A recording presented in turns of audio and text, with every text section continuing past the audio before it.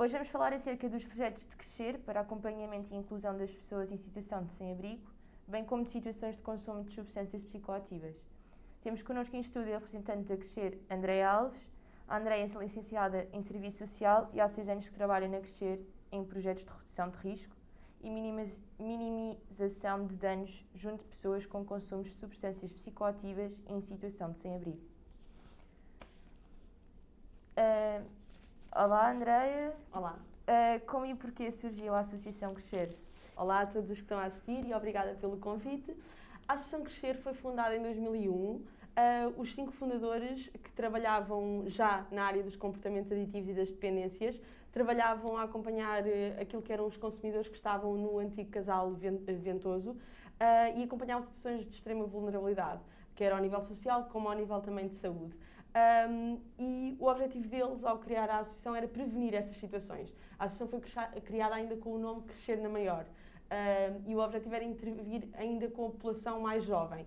Existiram projetos com esta população mais jovem, até ao nível escolar, mas rapidamente também perceberam que existia um trabalho que era possível ser feito ao nível da redução de riscos e minimização de danos junto às pessoas que já tinham comportamentos de consumo ativos. E foi esse o objetivo e foi daí que surgiu a intenção de trabalhar com consumidores de substâncias psicoativas. Ok, obrigada. Porque os 3 grupos-alvo com quem trabalha? Então, o primeiro foi isto que expliquei, portanto, o primeiro grupo-alvo com quem trabalhamos e com quem nos mantemos a trabalhar até agora são os consumidores de substâncias psicoativas, quer lícitas, ou seja, álcool ou benzodiazepinas, comprimidos, ou outras drogas, heroína, cocaína, o que quer que seja. Este foi o primeiro grupo com que trabalhámos, mas rapidamente percebemos que algumas destas pessoas estão em situação de sem-abrigo. E começamos também a acompanhar a esse nível as pessoas que encontramos na rua diariamente com as equipas de rua. Vamos até aos principais bairros de consumo e lá encontramos várias pessoas que estavam a precisar não só da ajuda ao nível dos consumos, mas também de ajuda em relação à sua situação habitacional. E foi a partir daí que começámos a também criar projetos direcionados a pessoas que estão em situação de sem-abrigo. Um deles, que já iremos falar, penso eu, mais à frente, é o projeto Housing First e, por este projeto ter corrido muito bem, fomos convidados pela Câmara Municipal para implementar a mesma metodologia, mas com refugiados e requerentes de asilo. E daí surgiram todos os nossos projetos depois a seguir com refugiados e requerentes de asilo. E são estes os nossos 3 públicos-alvo. Ok. Como são criados e pensados os vossos projetos? Os nossos projetos são sempre criados com base naquilo que nós observamos que sejam as necessidades do público-alvo que acompanhamos. Ou seja, se nós notamos que existe uma resposta que está a fazer falta e que é necessária e que irá causar um impacto positivo na vida das pessoas que acompanhamos no terreno, nós tentamos arranjar espaço para criar essa resposta. E foi sempre assim que foram criados, ou seja, nós percebíamos que não existia uma resposta habitacional para quem estava na rua e tentámos criar o projeto É uma Casa Lisboa Housing First para dar esta resposta habitacional para quem estava em situação de sem-abrigo. Depois percebemos que não existia uma resposta para pessoas que durante muito tempo não trabalharam devido a vários desafios e circunstâncias da sua vida e criámos respostas de empregabilidade, como o nosso projeto é um restaurante, o Marhaba. Portanto, os nossos projetos têm sido sempre criados ao percebermos que fazem falta na comunidade que acompanhamos e junto da população que acompanhamos. Ou seja, nós quando acompanhamos as pessoas na rua, as equipas de rua, percebiam e ouviam muitas vezes pelas pessoas que estão em situação de sem-abrigo, nós estamos aqui na rua agora, não temos uma casa, não conseguimos, os albergues não, isto para nós não serve, não é uma resposta, nós queremos uma coisa e queremos algo para nos impulsionar, para retomar as nossas vidas, pronto, e através também destes vários pedidos começou-se a pensar então nesta possibilidade, ajuda. não é? Foi mesmo incrível. O que distingue os métodos aplicativos na Crescer em relação às outras associações que trabalham com os mesmos públicos-alvos? O que nós tentamos, pelo menos, é que a forma como nós trabalhamos respeite muito aquilo que é a vontade e o tempo de cada pessoa. Nós não impomos nada à pessoa, nós não impomos que a pessoa tem de parar de consumir, nós não impomos que a pessoa tem que começar medicação psiquiátrica, que a pessoa tem que ir para tratamento. Nós ouvimos as pessoas, aquilo que são as suas necessidades, as suas histórias de vidas e com isso tentamos ajudá-las naquilo que são as suas vontades, os seus objetivos, os seus projetos de vida. E eu acho que estar tão perto, ir ao encontro das pessoas que estão em situação de vulnerabilidade e conseguir, junto delas, perceber quais são as suas necessidades e depois, a partir daí, criar os projetos e ajudá-las naquilo que são os seus objetivos, distingue-nos aqui um bocadinho, porque, infelizmente, algumas instituições ou outros projetos têm outros objetivos e não vão tão de encontro a este objetivo de ouvir a pessoa no sentido de este é o meu projeto de vida, é isto que eu quero fazer, e não impondo nada. Pronto, eu acho que é isso que nós fazemos, é não impor para tentar que a pessoa consiga mesmo aquilo que realmente quer. Mas não sei se queres acrescentar alguma coisa, Júnior. No fundo, a pessoa é que vai fazer o seu projeto, não é? E nós vamos dar este acompanhamento desde o início, não é? Ao ritmo de cada um. A pessoa não tem que reiniciar a sua vida em 6 meses, tirar já um curso, começar logo a trabalhar e ter viabilidade. É no tempo que a pessoa precisar. E este é o acompanhamento que a gente dá. Na casa é o princípio para tudo, não é? Para a gente, aos poucos e no tempo de cada um, recuperar a nossa vida, no fundo. Eu ia também só acrescentar uma coisa que, entretanto, tu estava aqui a pensar. É que eu acho que uma outra coisa que nós tentamos que aconteça e que talvez nos distinga é que nós acreditamos mesmo nas capacidades que as pessoas têm. E as pessoas têm. É preciso olhar para elas não só tudo aos poucos e é puxar também por elas. Sim, ou seja, não é só por uma pessoa estar em situação de sem-abrigo ou ter passado por essa situação que não tem capacidade de vir a trabalhar. Não é por isso que não tem know-how e que não tem vontade e que não está disposta a isso. Ou seja, e não é por estar em situação de sem-abrigo que não consegue sequer tomar conta de uma casa. E nós verificamos que, ao acreditar, e nós sabemos que as pessoas têm essas competências, as pessoas efetivamente mostram essas competências e conseguem tomar conta de uma casa, começar a trabalhar, serem integradas no mercado de trabalho e ficarem autónomas, que é sempre o nosso principal objetivo. Até porque muitos também, em algum momento na vida deles, devem ter tido esta oportunidade, não é? Só que pronto, depois a vida destruturou-se, foram-se muito abaixo, deixaram de ter apoio e suporte e agora estão, aos poucos, a readquirir estas valências, também sempre com a nossa ajuda, com certeza, porque isto depois leva algum tempo. E aí a pessoa começa a retomar o seu ritmo. Não é? Relembrar, olha, o que era viver numa casa, como é que era, o que é que eu preciso, que ferramentas é que eu preciso, como é que eu tenho que fazer isto. Relembrar, reaprender ou voltar também a adquirir esta valência, que é ou seja, a chave principal para se começar então uma vida. Uma grande ideia. Quantas pessoas ajudam por ano e como? A Crescer Inteira ajuda cerca de 2.000 pessoas por ano. 2.000? Sim, sim, 2.000, porque nós temos vários projetos, nós temos desde as equipas de rua, a projetos de empregabilidade, temos o projeto Housing First, temos os nossos projetos todos com migrantes, refugiados e requerentes de asilo, e espero não estar a esquecer de nada, mas temos o Espaço Âncora, que é o nosso drop-in, temos o restaurante também. Exatamente. E as 2 equipas de rua.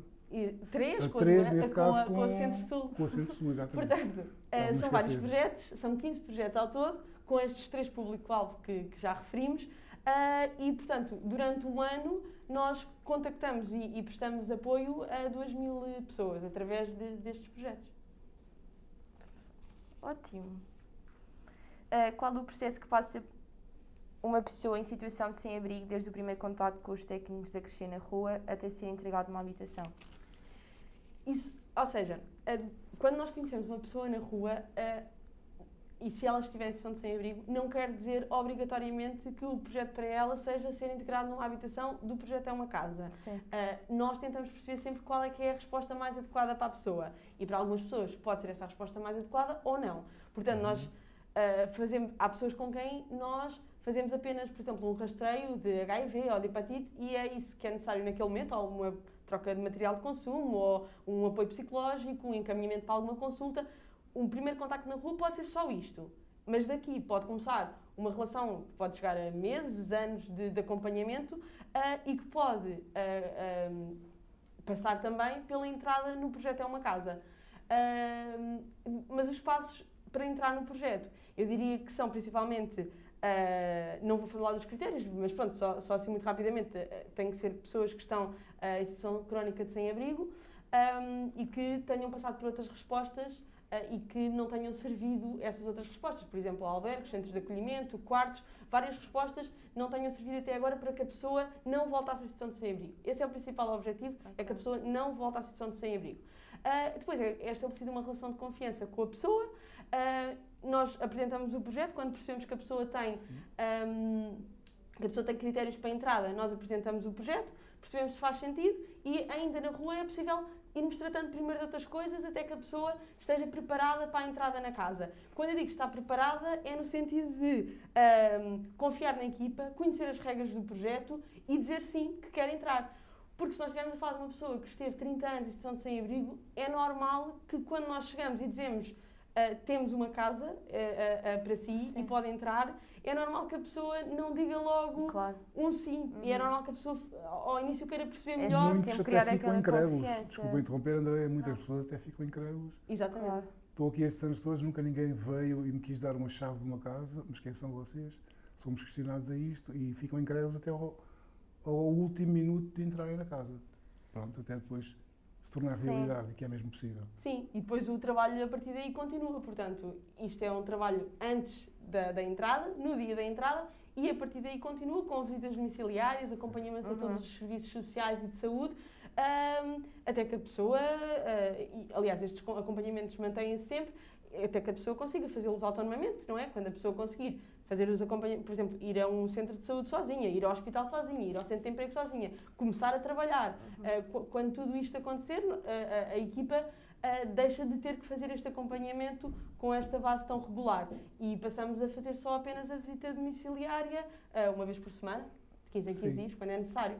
Mas numa fase... A crescer é que faz visita de uma semana? Sim, isso já faz parte do processo de integração, também para a pessoa também se sentir acompanhada. Na casa. Porque não é só dar a chave e deixar dizer à pessoa, agora ficas aí e a gente vai aparecendo cada vez em quando. Também para ele se sentir confortável também com isto, não é? De início, este nosso acompanhamento semanal é muito importante. Pronto, mas temos também algumas pessoas... Sentido, claro. Temos agora algumas pessoas, desculpa interromper, que já só têm uma visita uma vez por mês, não é? Porque já estão num nível de organização, já têm o seu trabalho, já se conseguem dinamizar com quase tudo. Por vezes é só até mesmo uma visita telefónica. Pronto, mas já estão num outro nível. E é esse o objetivo, não é? Que depois haja um desmame do projeto, que a pessoa está autónoma, pronto, que é isso. No início o acompanhamento pode ser até diário ou 2 vezes por dia, por exemplo, para tomar a medicação. E nós temos no início, desculpe interromper, no início principalmente vão diariamente se for visitar? Necessário. A regra base é uma vez por semana, mas consoante as necessidades da pessoa, por exemplo, imaginemos que a pessoa está muito desorganizada e tem uma medicação para fazer e tem que a fazer de manhã e à noite e não consegue assumir essa medicação sozinha. A equipa pode ir 2 vezes por dia à casa da pessoa para garantir se está tudo bem, se a pessoa está bem em casa e prestar a medicação. E depois há pessoas que estão autónomas e que não há essa necessidade. Ok. Eu vou passar para a próxima pergunta. Explique-nos a metodologia de Housing First. É já um bocadinho daquilo que estamos aqui a falar. Fomos saltando um bocadinho para essa parte. Mas o Housing First foi fundado nos Estados Unidos da América, por Sam Barris, e a ideia base é que a pessoa que está em situação de sem-abrigo o que precisa é de uma casa. Não precisa de ir agora a seguir, encontrar trabalho, tratar a sua dependência, não é preciso fazer estas coisas todas, tratamentos a nível psiquiátrico, não é preciso fazer isto tudo para ser em situação de sem-abrigo. Não é preciso toda uma escada até que o último degrau é a casa. Não. Se a pessoa está em situação de sem-abrigo, a pessoa precisa é de uma casa. Pronto. Claro. E então, a ideia é integrar as pessoas, conhecer as pessoas na rua, integrar as pessoas nesta habitação individual. É uma casa por pessoa espalhada pela cidade de Lisboa, no nosso caso, no caso do nosso projeto. Ou seja, o aluguer é um aluguer no mercado comum, portanto, como procuramos qualquer um de nós, se eu estiver à procura de casa, é com os mesmos recursos que eu procuro para os inquilinos que acompanhamos e que integramos. E o objetivo é que estas pessoas que já passaram por várias respostas e que, mesmo assim, ainda estão em situação de sem-abrigo e voltaram à situação de sem-abrigo, o objetivo é que as pessoas, ao entrarem nesta casa, tenham acompanhamento de uma equipa especializada e que, com esta entrada, se mantenham na casa sem voltarem à situação de sem-abrigo. Este é o objetivo total, ou seja, o primeiro objetivo do projeto é este, é que a pessoa não volte à situação de sem-abrigo. Depois, se por causa disso e no caminho de acompanhamento acontecer uma redução dos consumos de substâncias psicoativas, um encaminhamento para consultas de especialidade, o tratamento, por exemplo, da hepatite, a adesão à medicação, procurar trabalho, até encontrar trabalho, isso tudo também são consequências e que acontecem, mas não são exigências. isso não é, nós não exigimos isso à pessoa, mas acontece normalmente, porque a pessoa tem uma casa, já tem a base e a partir daí começa a reformular a sua vida e a ter estes objetivos como seus. Estes objetivos passam a ser da pessoa, no timing que ela quiser, quando ela quiser, e a equipa está ali para dar o apoio e as ferramentas para que a pessoa consiga cumprir estes seus objetivos. Ok. Não tenho mais nada a dizer. Quanto custa tirar uma pessoa em situação de sem-abrigo da rua? Custa 21 euros por dia. Esta é assim a resposta mais direta que posso dar. Mas acho que mais importante até do que pensarmos quanto é que custa, isso é importante, não é? É também pensar quanto é que custa uma pessoa estar na rua, não é? Sim. Portanto, custa muito ao nível humano e para todos nós enquanto sociedade, será que é isso que queremos? É ter uma sociedade que não consegue garantir que todos nós temos um teto e um local seguro para viver, mas também, além desta parte mais humana, até economicamente, nós acreditamos e temos tentado fazer investigação neste sentido, e até existe já alguma feita a nível internacional, que uma pessoa na rua também tem custos, porque uma pessoa que está na rua, por exemplo, tem muito mais entradas numa urgência hospitalar Claro. não Isso tem... é uma despesa muito maior do que ter uma pessoa organizada numa casa com um acompanhamento através de uma associação ou de uma equipa que esteja a dar um apoio. Sim, a nossa equipa, em termos técnicos, a nossa equipa não está permanentemente com a pessoa passa a ser autónoma, ou seja, aquilo que poderia custar estar num albergue, por exemplo, em que estaria com técnicos e seguranças quase 24 horas por dia, deixa de acontecer, porque a nossa equipa faz uma visita semanal à pessoa e, efetivamente, as pessoas não voltam para a rua e isso a nossa taxa de sucesso é muito grande, ronda, é superior aos 90%. Sim. Ou seja, isto quer dizer que 90% das pessoas que entram no projeto não voltam a situação de sem-abrigo. Claro. E isso, só por si, já Excelente. traz uma grande mais-valia a todos nós e à sociedade. Portanto, o quanto custa são 21 euros por dia, mas não estar neste projeto custa muito mais, de certeza, a todos nós. Ainda sobre os 21 euros, também é importante dizer que este valor, este montante, inclui o arrendamento das casas, o acompanhamento técnico, a água, a luz e o gás e o acompanhamento técnico da equipa. Portanto, é um valor que já presta todo o acompanhamento à pessoa. Ok. Que caminho falta percorrer para serem erradicadas situações de sem-abrigo? Bom, eu acho que passa muito pela necessidade de respostas adequadas a esta população. Falta ouvir as pessoas e integrá-las também nas equipas e nos grupos de trabalho e ouvir as pessoas no que é que lhes faz falta para serem nesta situação e criar respostas que sejam efetivamente adequadas às suas necessidades. Além disso, eu acho que falta acreditar efetivamente nas capacidades das pessoas e criar projetos que tenham também estas valências, ou seja, que se criem projetos em que as pessoas possam mostrar o seu potencial e ter novas oportunidades. Eu acho que a maioria dos projetos são projetos em que se tenta minimizar aquilo que é o mal que as pessoas estão na rua, mas não erradicar efetivamente as pessoas em situação de sem-abrigo. Tirá-las efetivamente da rua, colocá-las numa casa, dar-lhes oportunidades de trabalho adaptadas às suas necessidades, que consigam realizar. Se calhar a pessoa não consegue trabalhar durante 8 horas por dia, das 9 às 6, mas se calhar consegue trabalhar durante 3 e essas 3 está a trabalhar muito bem e com valências que se calhar outras pessoas não têm. Então é necessário, por um lado, qualificar, por outro lado, criar oportunidades adaptadas e ouvir as pessoas. Eu acho que assim, de repente, é isto. Eu também quero puxar a isto aquela parte de que a pessoa ele está sem abrigo porque ele quer, não vale a pena fazer nada, que isto é um mito. Ninguém quer ficar na rua, aquela pessoa provavelmente teve uma história de vida que a levou à rua e isto é muito importante a gente ir lá, ouvir a pessoa e perceber. E também incluir também neste pacote, que é muito importante, a sociedade. Cada vez mais esta voz tem que ser ouvida também pela população e chamá-los à atenção, as pessoas ficarem atentas, a sociedade, os políticos principalmente, e a sociedade em si, em que a pessoa está na rua, aquela pessoa tem uma história, com certeza, uma dificuldade, uma perca de família, não foi diretamente, não acordou uma manhã e disse, olha, vou começar a consumir porque eu gosto de viver na rua. Não, aquela pessoa provavelmente tem ali uma história que é importante ser ouvida e depois então perceber qual é que é a necessidade que esta pessoa tem para, então, nós podemos ajudar ou encaminhar. Quantos anos em média fica uma pessoa em situação de sem-abrigo?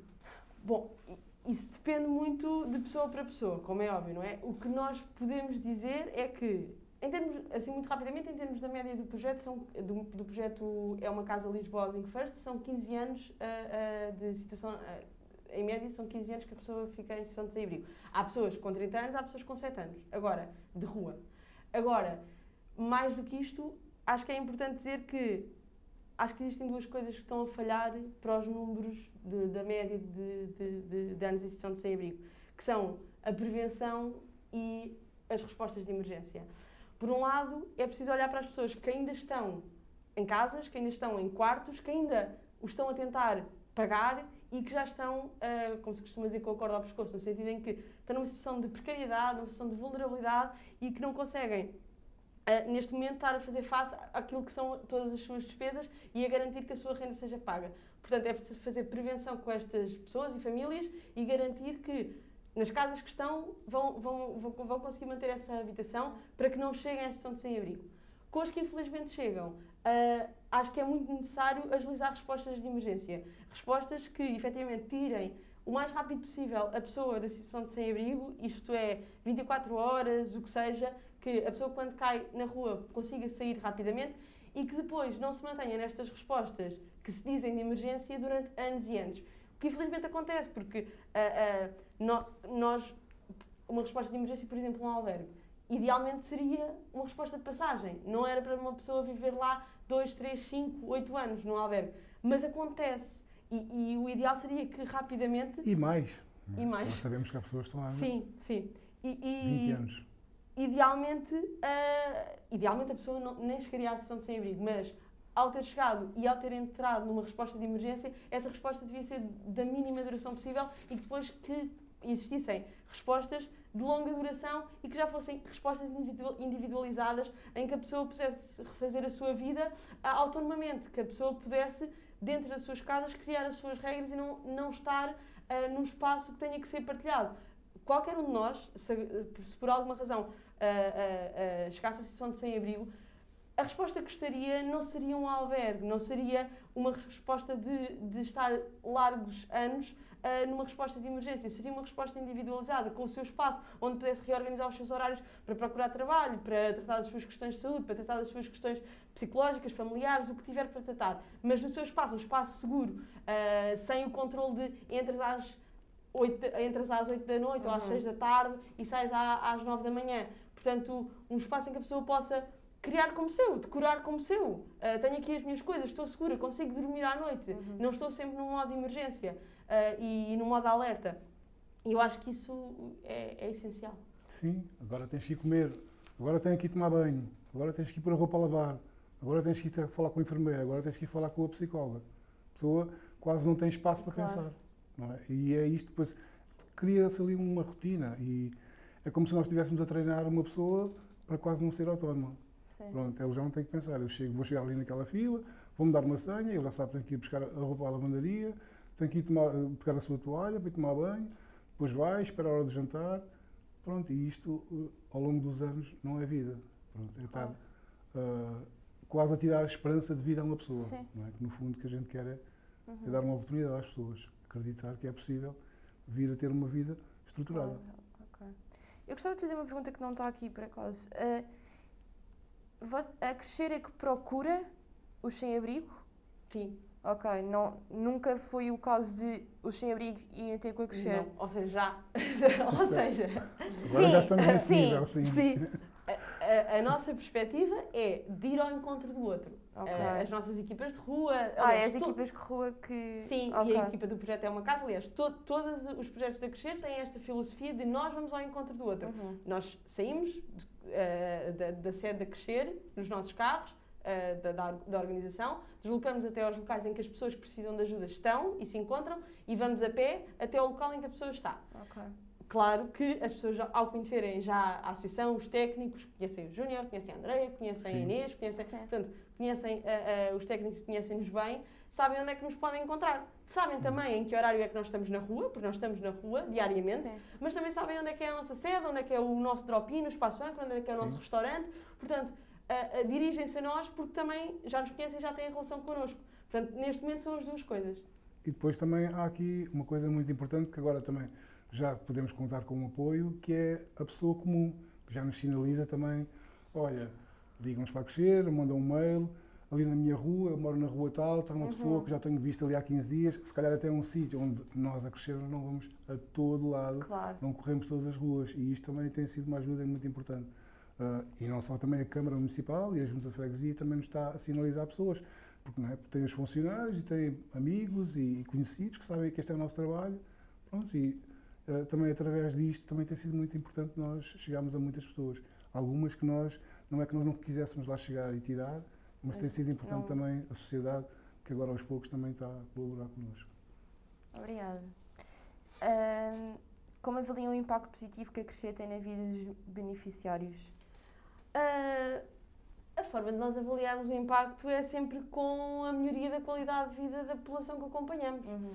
Se uma pessoa que entrou no projeto É Uma Casa, quando entrou a primeira noite, por uma questão diria hábito, mas não é só hábito, por várias questões, dorme no chão, quando a pessoa passa a dormir na cama, é um grande passo. É efetivamente um momento em que melhorou a qualidade de vida da pessoa. Está-se a adaptar. Claro. Exatamente. Quando a pessoa cozinha a sua primeira refeição, quando a pessoa vai sozinha de autocarro, pelos seus meios, a uma consulta, quando a pessoa se lembra, sozinha, sem nós temos que lembrar que hoje é dia de ir ao médico e que pega em si no seu passe, compra o passe, vai e até o primeiro dia em que se inscreve no centro de emprego e em que começa a trabalhar. Todos estes passos são claramente momentos em que nós notamos que tivemos impacto na qualidade de vida das pessoas e que tivemos um impacto positivo. E sem dúvida, uma forma de nós percebermos este impacto que tivemos na vida das pessoas é ouvindo-as, é conseguindo escutar aquilo que têm para nos dizer e saber o que é que temos a melhorar, o que é que já foi feito, que projetos é que faltam, que iniciativas é que faltam, o que é que estamos a fazer de bom e de mau e tentar adaptar àquilo que são as necessidades das pessoas. Mas eu acho que é principalmente isto. Chegámos a fazer uma festa a primeira vez que uma pessoa que teve 20 anos na rua, depois de estar numa casa, conseguiu fazer maçãs. Porque esta pessoa, nós é que levávamos o pão, as sandes feitas, e um dia experimentámos, e a pessoa levantou-se e foi à cozinha. Depois também, por hábito, por este treinar, a pessoa fazer a primeira sandes. 20 anos na rua. Uma grande festa. Claro. E a partir dali houve pequenas conquistas.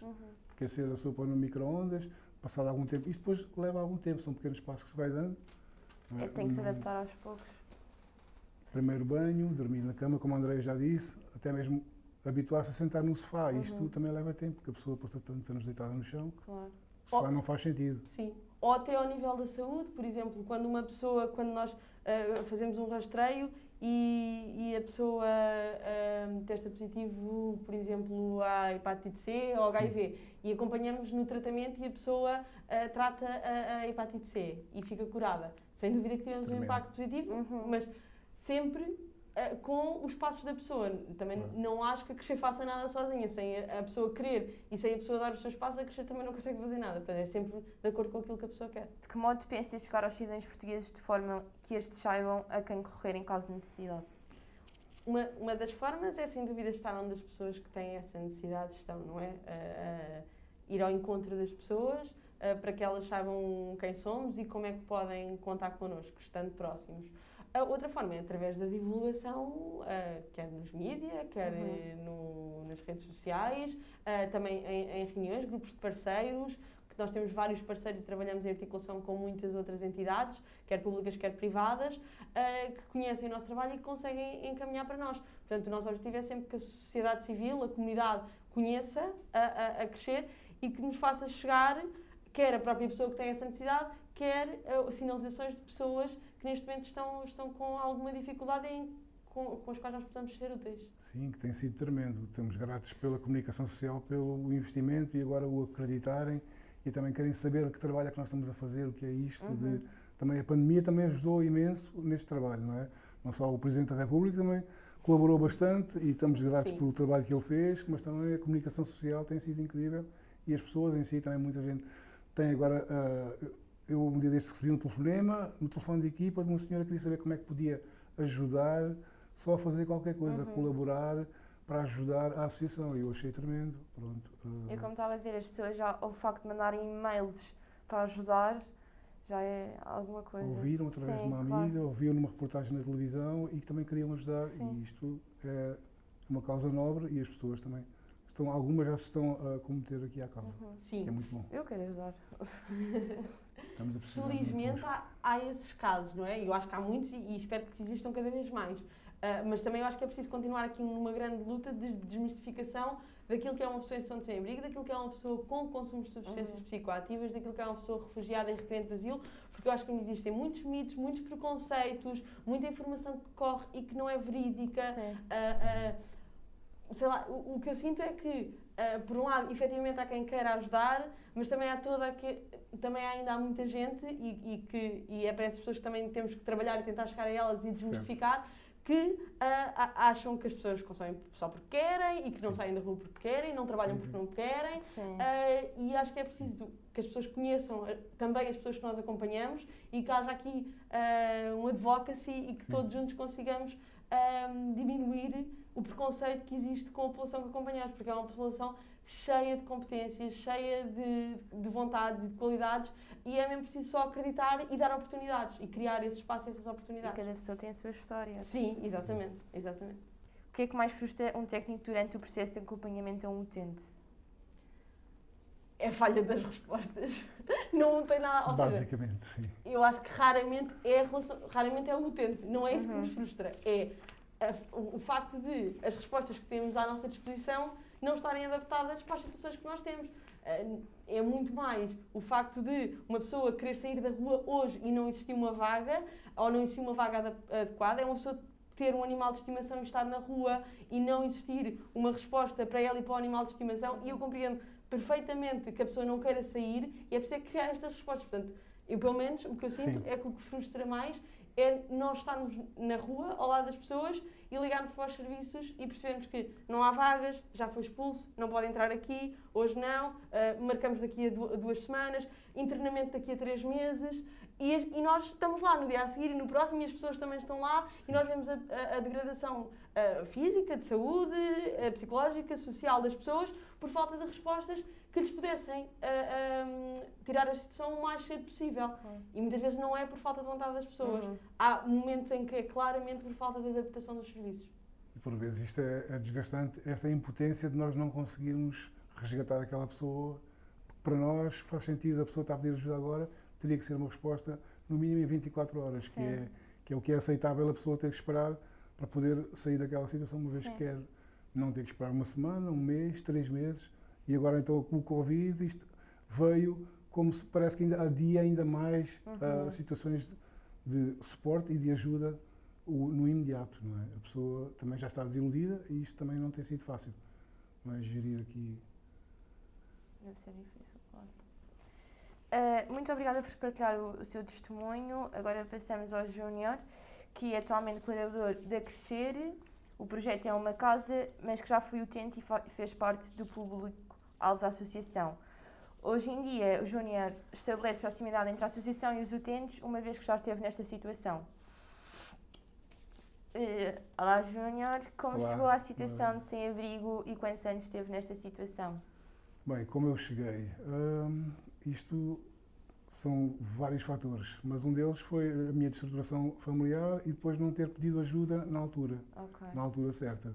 Pronto, levou-me para a rua com os consumos, comecei a consumir heroína, cocaína, fumada, e depois o que é que leva a gente a não procurar ajuda? É a vergonha da família, e cada vez mais se vamos escondendo mais neste mundo, que isto, depois para nós sairmos, é preciso ter muita coragem, muita força para poder sair desta situação.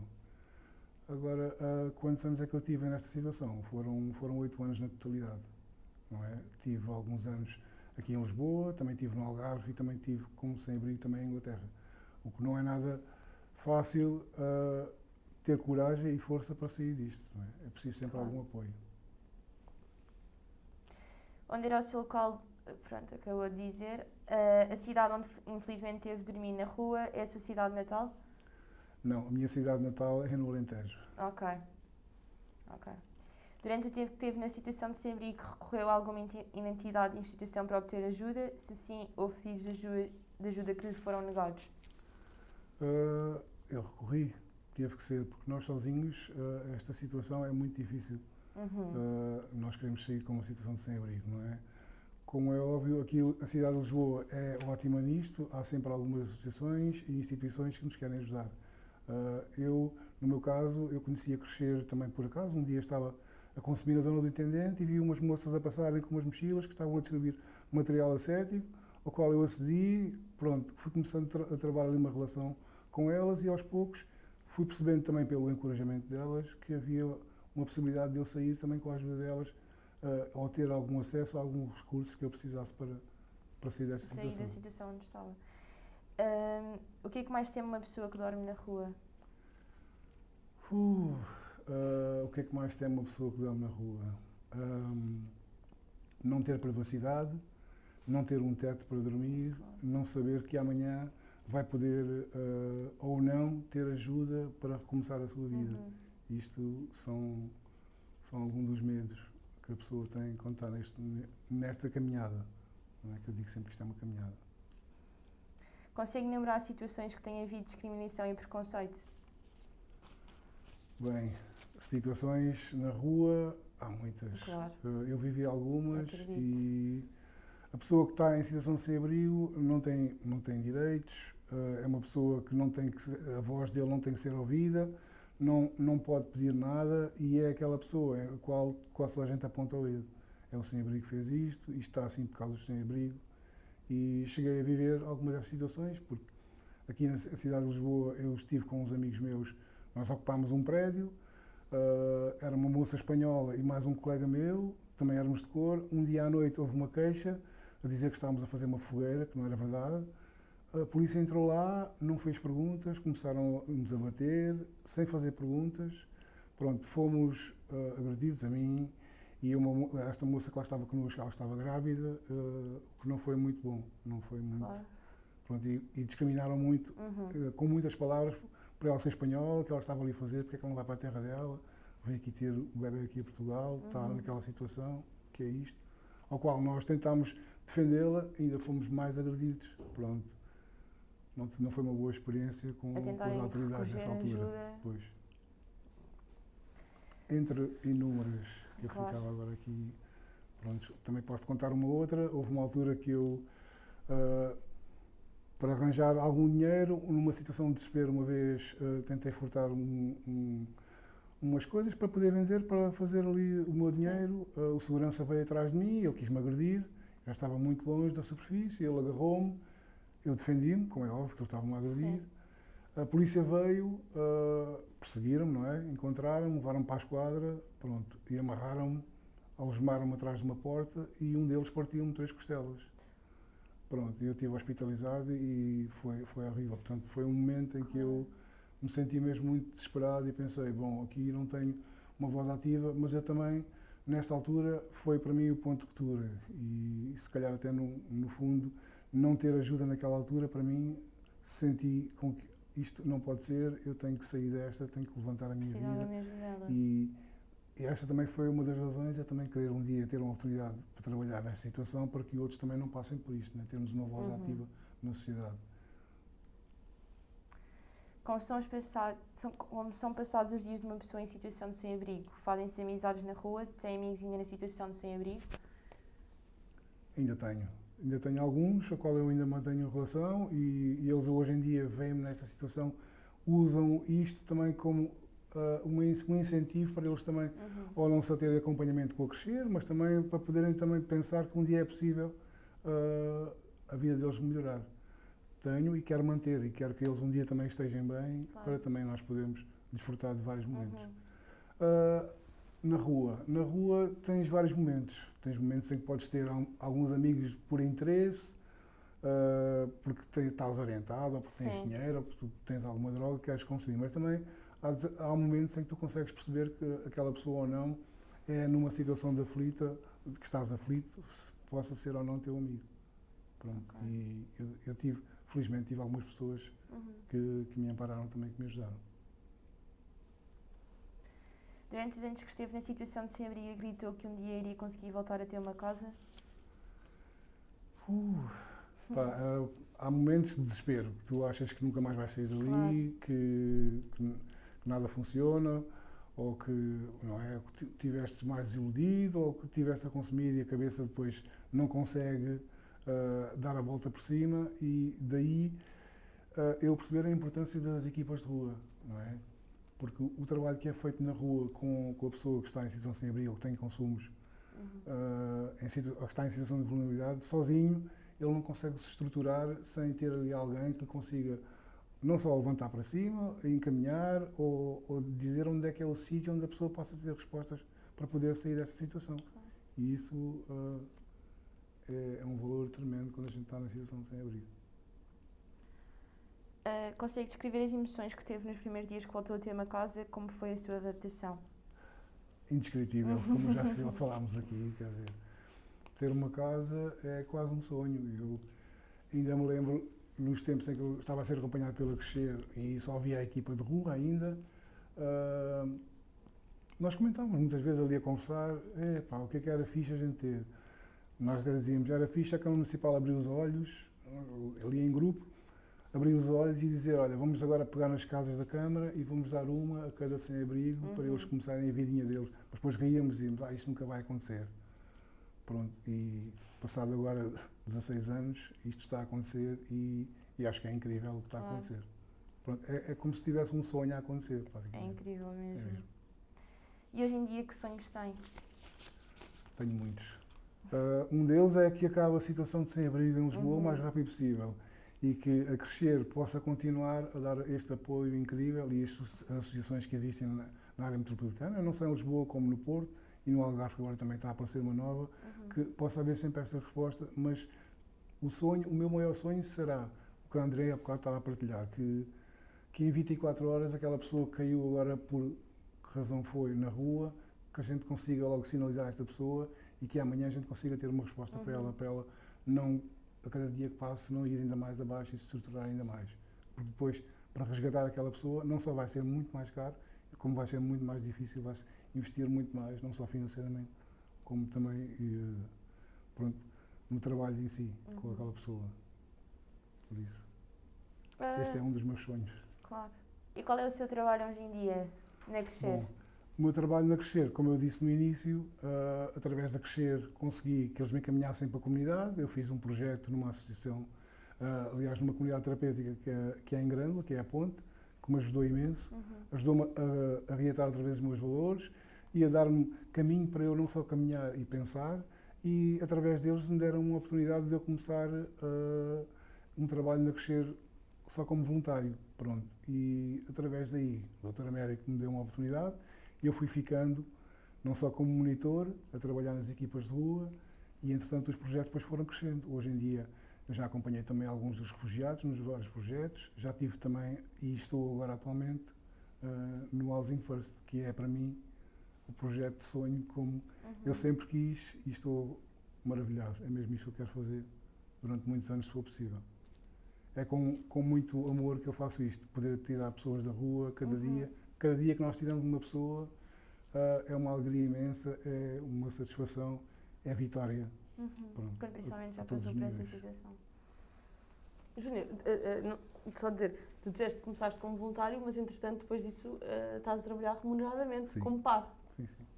Tá bem. Eu sei, mas era só para esclarecer. Obrigada a todos que estiveram desse lado.